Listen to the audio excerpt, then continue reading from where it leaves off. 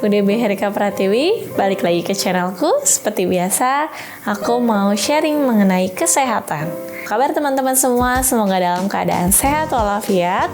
Kali ini aku mau membahas dan mengenalkan mengenai topik yang mungkin teman-teman udah sering dengar tapi belum tahu secara detail. Yuk kita bahas, yaitu topik mengenai obesitas. Nih, aku mau jelasin dulu ya.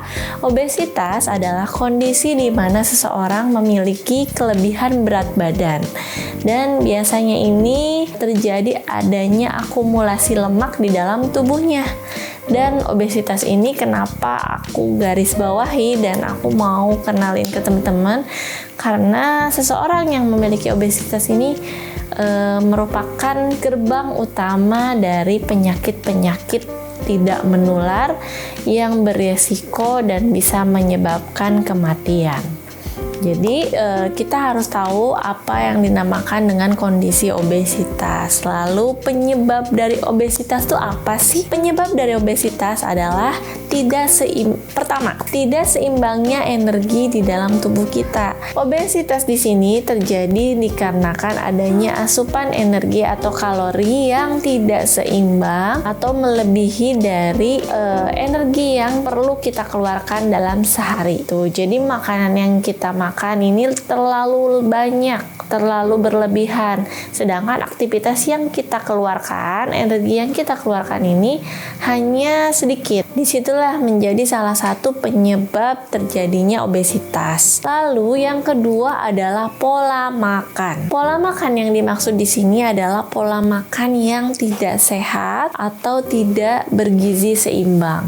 Jadi karena dengan zaman sekarang nih, zaman now, di mana makanan-makanan instan, cepat saji itu mudah kita dapatkan, adanya ojek online yang bisa mengantarkan makanan-makanan tersebut membuat kita sering mengkonsumsi makanan-makanan yang tidak bergizi seimbang. Kemudian juga yang dimaksud dengan pola makan di sini adalah ketika asupan seperti gula, karbohidrat, garam yang terlalu berlebihan atau terlalu tinggi, ini yang dimaksud dengan pola makan yang tidak seimbang juga.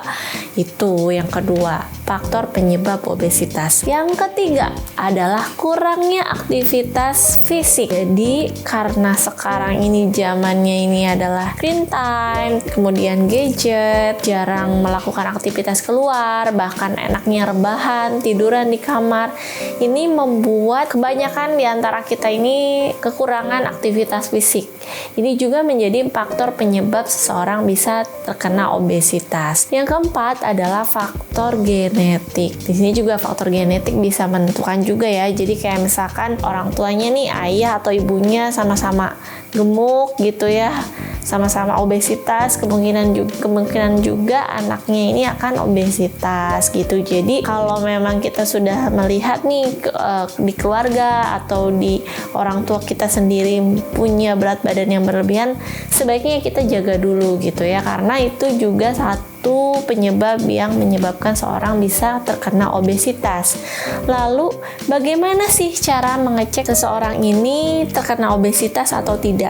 Yang pertama adalah menghitung indeks massa tubuh, IMT. Jadi ini bisa dihitung dengan cara kita mengetahui berat badan kita, kemudian tinggi badan kita, dan ada rumusnya. Rumusnya itu berat badan dalam kilogram per berat badan dalam meter dikalikan 2. Jadi nanti ada angka di mana disitulah range IMT-nya.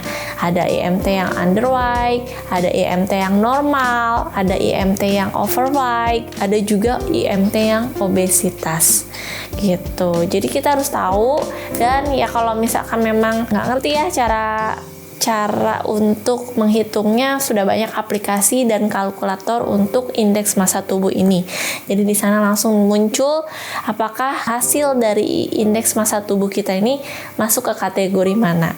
Dan ada lagi satu cara lagi yang lebih simpel, dan ini biasanya dilakukan di puskesmas karena ini paling mudah, yaitu mengecek lingkar pinggang. Ini lingkar pinggang ini ya kalau kita diukur sama mau mengukur baju atau mau menjahit baju ya, lingkar pinggangnya tuh dicek gitu, kemudian dilihat. Kalau misalkan untuk wanita nih batasannya lebih dari 80 itu dikatakan obesitas, dan untuk laki-laki lebih dari 94 cm itu dikatakan obesitas.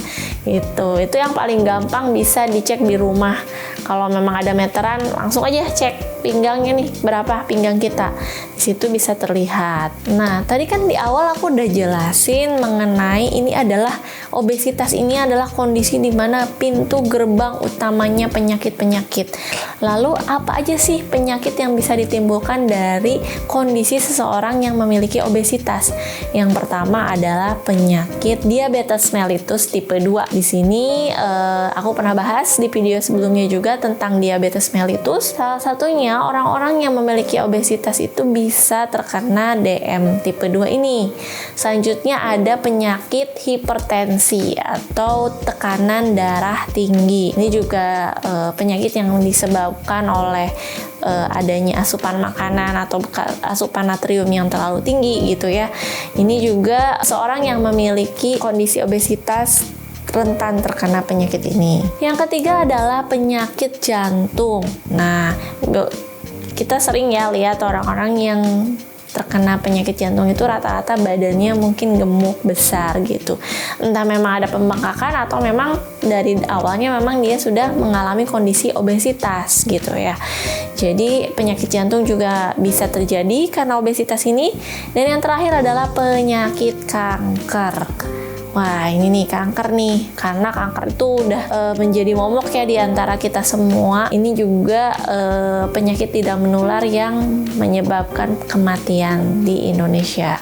Lalu selanjutnya tadi kita udah tahu nih penyebabnya apa, kemudian juga resiko orang yang terkena obesitas ini akan berdampak menjadi penyakit apa. Kita harus tahu nih bagaimana mengelola atau bagaimana mengatasi apabila kita atau di sekitar kita ini ada orang yang terkena obesitas. Yang pertama adalah mengelola makan. Jadi pola makan kita ini harus seimbang. Jadi antara protein, karbohidrat, kemudian serat, buah itu harus seimbang. Dan kalau bisa kalori di sini adalah kalori yang bukan terdapat dari makanan cepat saji atau instan. Jadi kalori ini makanan yang alami aja gitu. Jadi pola makan yang seimbang di sini kita atur. Kemudian jam makannya juga kita atur. Membiasakan diri untuk sarapan, karena biasanya orang yang tidak sarapan itu akan merapel atau mendouble makanannya di siang hari gitu. Jadi sebaiknya sarapan itu penting walaupun hanya satu macam. Kemudian juga minum air putih. Minum air putih di sini juga penting ya teman-teman, karena banyak sekarang ini banyak minuman kemasan, banyak minuman berwarna atau banyak kopi gitu ya. Itu ternyata tinggi gula dan bisa menyebabkan lagi obesitas. Makanya yang paling alami adalah kita membiasakan untuk minum air putih, air mineral. Dan selanjutnya bagaimana mengelola yang obesitas? Melakukan aktivitas fisik. Aktivitas fisik di sini menurut standar dalam 1 minggu itu diperlukan aktivitas fisik atau olahraga yang mengeluarkan keringat itu kurang lebih di 150 menit. Nah, teman-teman bebas boleh mengaturnya apakah setiap hari, misalkan 30 menit sehari atau 15 sampai 30 menit sehari, atau boleh misalkan 1 jam dibagi di 3 hari gitu dengan lari santai atau jogging gitu ya. Jadi biasakan dengan aktivitas fisik. Kemudian hindari untuk terlalu lama atau terlalu berlebihan di depan komputer atau di posisi rebahan, karena ini bisa menyebabkan kita tuh terlena dan lupa untuk melakukan aktivitas fisik di luar gitu. Dan yang terakhir, untuk yang memang sudah terkena obesitas, tips yang dua tadi ini sudah dilaksanakan tapi masih belum ada perubahan. Ada lagi satu yang perlu teman-teman lakukan, yaitu konsultasi dengan ahlinya.